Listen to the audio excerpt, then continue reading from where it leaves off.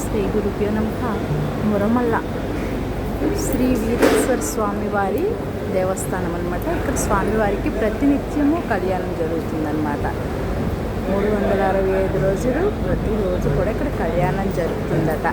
ఆది పరాశక్తి తన షోడశ కళల్లో ఒక కళను వీరభద్రుని శాంతింప చేయుటకు తటాకం నుండి ఉద్భవించి భద్రకాళి వీరభద్రుని గంధర్వ వివాహం చేసుకుంటుందట. ఈ క్షేత్రం యొక్క ఇక్కడ చరిత్ర అన్నమాట. అందువల్ల ఇక్కడ ప్రతినిత్యం కూడా కళ్యాణం జరుగుతుంది.